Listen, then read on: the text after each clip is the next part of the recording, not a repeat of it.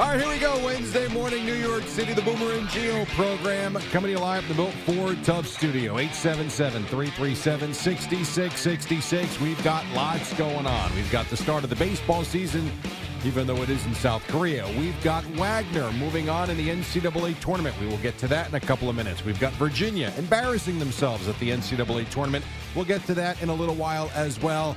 But we're going to start where we probably started sometime around this time last year, maybe a little later, and that is the fact that the New York Jets are going to win the damn Super Bowl. Good morning, Boomer Esiason. How are you? Good morning, Jerry. And yes, you just heard me telling Fleeks that, all this stuff looks great. And I love the signing of Tyron Smith as long as he's healthy.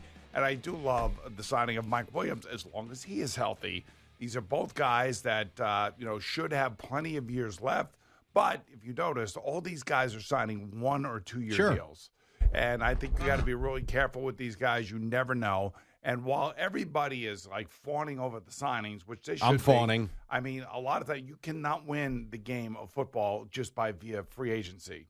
You know, you got to make sure that you have a young core of players. And I think the Jets really do have that. And there's probably about 12 or 14 young players on this team that should support these guys that are coming in here as free agents. But I do worry. I always worry. It is a young man's game. The youngest team in the league is the Green Bay Packers. They're a bunch of babies. I don't think there's one guy over 28 years old on that team. And Brian Gutekunst has basically said, we're going to get younger, we're going to get faster, and we're going to stay healthier. And that's the point. And, you bring guys in off of knee injuries, off of ankle injuries, off of shoulder injuries. We've seen this before with the Jets, by the way. Mm-hmm. Where guys can't make it through the season. So I love the signing. I love the fact that somebody sent him a DoorDash sandwich. Whether you like the sandwich or you don't like the sandwich, he seemed like he liked the sandwich. And that's all that really matters. And now the Jets literally have 3 guys that are 6'2" or over that Aaron Rodgers can throw to. And I think that Sauce is probably Garrett Wilson's maybe not quite that tall, but he plays big. You know what I mean? He's got the long arms. He's got the great leaping ability, and he'll go up and get a ball. So now they have 3 guys, including Alan Lazard. If Alan Lazard gets his head back into this season, coming back with Aaron Rodgers, they do have 3 very, very, I think, good targets for him to throw at. Now, the other thing this does for the New York Jets now gives them some flexibility with the 10th pick overall. And the reason for that is, let's say they do want to add another offensive piece. A lot of people have mock drafts. A lot of mock drafts have them taking the tight end, Brock Bowers, which wouldn't be a bad pick. A young guy is supposedly an explosive, tight end, and that would be something that would be great to go along with Aaron Rodgers. And then you could turn your attention to defense and fill in where you feel like you need to fill in, and probably offensive line when it comes to depth. All right, you said a whole lot there. Yes. So here's what I just try to cover the entire absolutely. Jet So situation. let's address them as you go through. So number one, you started with the injuries, and you're not wrong. One thing about Tyron Smith, though, and I certainly saw it with the Cowboys, he did play, I think it was 13 or 14 games last year. He has had back issues. There's no question about that, but he has fought through them. He's one of the tougher guys, I would say, who has played through pain and still played at maybe not an all-pro level, but still has played at a high level. So I do think while he does have injury questions, I do think you got a guy that's going to give you 13, 14, 15 games. Fair to say that the moment that the Cowboys released him, that he was the Jets' #1 target. Yeah. I felt that the moment that he was released by the Cowboys, that the Jets were going to go after him and go after him hard, because they still, they just can't find a way to kind of stabilize their offensive line. And maybe this does, at least for a year. But now you got to talk about backups. You got to talk about other people just in case. I mean, 17 games is a long time. 100%. And I know that. Especially if you're expecting to play another 2 or 3 or 4 in the postseason, depending upon where you finish. But the contract is also highly incentivized, which also is going to give him reason to get on the field. He's made a lot of money. I know that. But I really do think Tyron Smith, having watched him for the last decade, is a guy that loves football.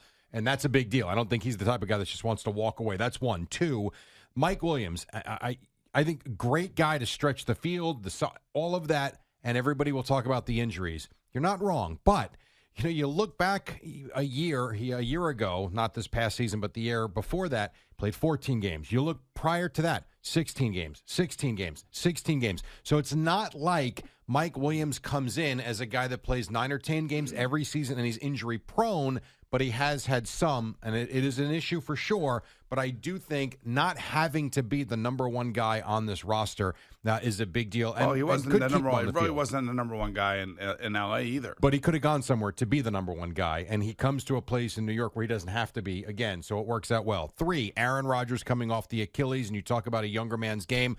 All true, but we've seen Tom Brady go into his mid-40s and perform well. I do believe Aaron Rodgers is that type, and while he didn't play last year, who knows? Maybe he's better for it, and his body didn't take a beating for a year, and he comes out just firing this year, which is why I love this team going into next season like I did last season. I think they've gotten better than the Bills and the Dolphins. I agree. Assuming, and this is a big assumption, that Aaron Rodgers is going to be healthy. Now, this is one of the reasons why Aaron Rodgers at the end of last season wanted to practice with his teammates. He wanted to feel like what it was like at the end of the season, to be out there, to be a part of it, and try to create a normal routine in the offseason. I think that's a good thing for the Jets, and that's good for Aaron. So hopefully that's going to work out. And I guess he's out of the VP running now, so that's another good thing for the Jets. Yes, he can put politics off to the side for a couple of more years. And the other thing you hit on was the fact of it being a young person's game and having to have a core. This team has a core. Offensively now, you look at what they've done. They should be an explosive offense. You've got Garrett Wilson. You've got Breece Hall, just to name a couple. But you look defensively at what this team has built. They were really good on the defensive side last year. I think not as good as they thought they'd be, but they were still pretty damn good. You've got, Sauce Gardner leading the charge there. You've got Quinnen Williams. This team Quincy Williams. This team is foundationally built on their draft picks. Yes, Aaron Rodgers was not a draft pick. You brought him in, but this is a team that was built ground up. Well, Will McDonald is going to have to show up now with the loss of Bryce Huff. Bryce Huff was like a diamond in the rough. Very few players ever do what he does, but he was a situational pass rusher. He was not an every down linebacker or edge rusher. You know what I'm saying? Mm-hmm, sure. So they did not want to pay him that kind of money, and I understand why. This is one of the reasons why you draft. So a guy, if you lose a guy like Bryce Huff and somebody's going to overpay for him, if you believe they overpaid for him, you got to replace him with a draft pick, and that draft pick is Will McDonald. Mm-hmm. So it's now his turn to step up, and that's why I know some Jet fans were a little bit disappointed that Huff ended up leaving. But at the end of the day, this is why today when Joe Douglas sits down and he looks at the draft board and he looks at the contracts that he just signed, he knows what he needs next year, not just this year, but next year to replace some of these guys that are on one-year deals. And they're older players that if they do end up getting injured, you know what, then they don't have to bring them back and there's no extenuating cap hit. So I think it's smart what the Jets are doing. There's no question about that.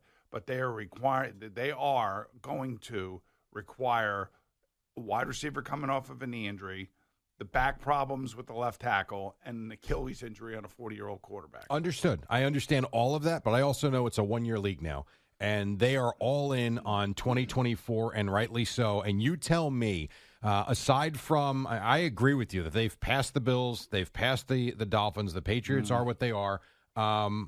Yeah, the Chiefs are still the team you got to beat. I understand that, and the Ravens are pretty damn good too. But, if the Jets had a healthy season, or at least were healthy at the right time, meaning the back part of the season, you're going to tell me, especially with what I watched last year in the playoffs, this team's not capable of beating the Chiefs or beating the Ravens with a Hall of Fame quarterback and that defense? Well, I mean, listen, I'm just saying it's great right now as we sit here in March, and it was great last year. Absolutely. When we were talking about Aaron Rodgers coming to the Jets at this time. But you could see how things can go haywire pretty quickly in the NFL. So we sit here. All I'm saying, this is what I'm saying about it. I'm happy to see what Joe Douglas has done. He's attended to the offensive line. He's brought in another wide receiver. And hopefully Aaron Rodgers is doing great, and he's going to come back, and he's going to be ready to rock and roll. He does have foundational young players that everybody seems to love. And Seems like Sauce Gardner, Les Sauce Gardner, is very happy now as the assistant GM that some of these players are coming to the New York Jets. I mean, you take a look at some of these players that they've signed. I love the re-signing, by the way, of Greg Zuerlein and Thomas Morstead. Those guys are, valuable veteran pieces that, had great years last year and were really good. And one of the reasons why, the Jet defense was as good as it was is because of the flipping of the field of Thomas Morstead. Yeah. You forget that, how that helps in the bigger picture. So all I say is that they're spending quality money, smart money, not overspending for anybody, I do not believe. I'd like to be Tyrod Taylor making 2 years, $18 million. I'll tell you that right now. You saw how important that was last year. Well, yeah, and that's exactly what. If you remember what Woody Johnson said at the Super Bowl, he said we did not have a backup quarterback, and you know what? We need to win this year. And that's why I said after the Super Bowl that if these guys don't get it right and these guys don't stay healthy and they don't start winning, there's going to be a lot of people over there looking for new jobs. There are probably, and I don't think I'm exaggerating when I say there are probably only 3 times in my lifetime that I think I've thought this way about the Jets in terms of potentially winning a Super Bowl. You've had obviously the years with Rex. I thought that they had a chance to win a Super Bowl. I really did. Those couple of years going in, you thought that he was the missing piece in terms of what they could or could not do, and I thought they would win a Super Bowl. They didn't. A couple of AFC title games didn't do it. I thought with Parcells they were going to do it. They didn't. I thought last year I thought they were going to win a Super Bowl just like I do this year, and this is all the same era. Other than that, they were good in the mid-'80s, but I never thought of them, again, and I was 11 years old. I never thought of them as a Super Bowl team, but they were good. 3 times. Parcells, Rex Ryan, and now, yes, Rob Saleh, but I'm thinking more Aaron Rodgers-led Jets in 2023 and now 2024. And then the last thing you mentioned when you got started here was the whole Brock Bowers thing, who you brought up to we were talking about yesterday. Sure. In terms of and I always thought, I really did, that the Jets were gonna draft an offensive tackle or a wide receiver. That's what I always thought they were doing. And then when you mentioned that yesterday, I was kind of surprised. And then they get Mike Williams, and now everybody is saying after you did yesterday that Brock Bowers is likely the guy that they could end up with. This pick, as opposed to in past years, is a luxury pick. It is, and the luxury pick means that you could take this kid Bowers out of Georgia. You could take another wide receiver if you want. You could also take an offensive tackle. You're going to have a shot at one of the top defenders in this draft, because the top of this draft is going to be predominantly offensive players. The other thing you can do here, too, is if your guy that you don't really want isn't there, you could trade out and you could pick up another couple picks, 2 or 3 picks, which would also be smart for the Jets, because, there are a lot of good inside linemen in this draft. There are a lot of centers, kind of guard types. And I know that the Jets have a new center, a second-year center, and hopefully AVT is going to be back and be healthy. But I do think, at the end of the day, that the Jets right now, on paper, did a great job. Now, if we sit here in October and 7 of these guys are injured, guess what? Everybody's going to be screaming about the GM and the head coach and get rid of them all. You're 100% right. And you know what's going to happen, too, if we're sitting here in mid-June and Aaron Judge is on the DL, and if Juan Soto, Cashman. Yes, and if Garrett Cole can't pitch again because of the elbow, and it's the thing that bugs me about what we do for a living and as fans. I don't think I could find one person that didn't think the Yankees should re-sign Aaron Judge. I mean, he is the face of that organization. To me, him and Ohtani are the faces of baseball. He's the captain. Surpassed. I know, but it wasn't. No one was like, "Wow, they re-signed Judge." Yeah, you're damn right they re-signed Judge, because he's one of the best baseball players we've ever seen.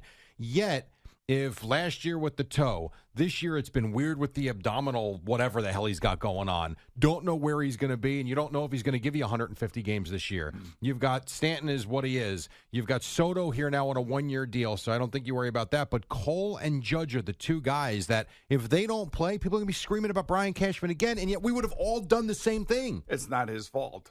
And that's what you try to look at these things practically. But I will say that, if you go back and you look at draft picks and you look at Zach Wilson, you look at Mekhi Becton, those are whiffs. That's 100%. That's a bad thing. But then the trade of Jamal Adams kind of balances that out. And then when you think of the extension of Quinnen Williams, you think of the draft of Sauce Gardner, and of course, Garrett Wilson and Breece Hall. You think, like, damn, there's a lot of good players here. Mm-hmm. So Joe Douglas has done a good job. They have just been besieged by injuries and just one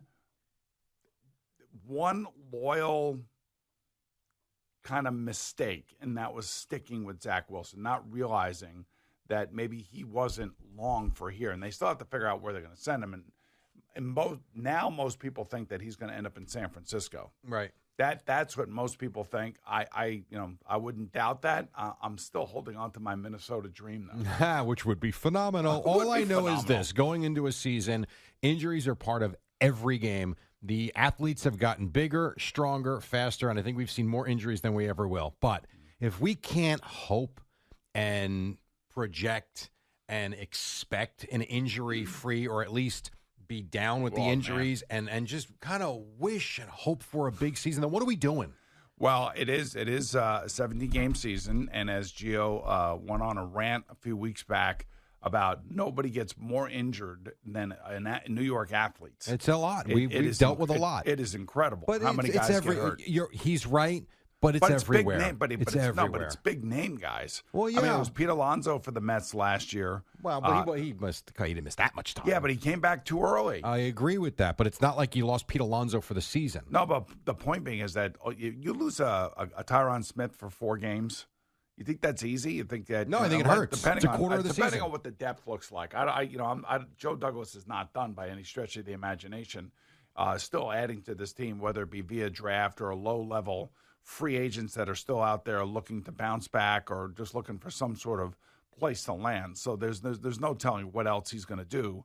But I will say, if you questioned the Jets going into this offseason and you said the Jets had to do something, I would think that every Jet, I'm going to say every Jet fan because not every Jet fan sees their team the same way, but I would say the majority of Jet fans have got to be happy with what Joe Douglas has done right now. Couldn't agree more. All right, quick trivia question before we take our first break. Yes. The 2024 baseball season has begun. We're in the bottom of the first inning in Seoul, Korea, with you got the Padres now facing Tyler Glasnow. Xander Bogaerts is the leadoff hitter. How did the 2024 season begin with Yu Darvish facing Mookie Betts? Struck him out. No. He walked on a 3-1 pitch clock violation. Oh, great. What a way to begin. You know what that shows me? It shows funny. me that you're spending more time watching that than listening to me. I heard everything you said. I wrote everything down, and I addressed everything you said. So that's factually incorrect. We'll take our first break. It is 6:18. Also factually correct. CeeLo will be here in about 2 minutes. Really quick break, so don't go anywhere. All right. We got lots to do. It's a Wednesday. It's the Boomer and Gio program on the Fan and CBS Sports Network.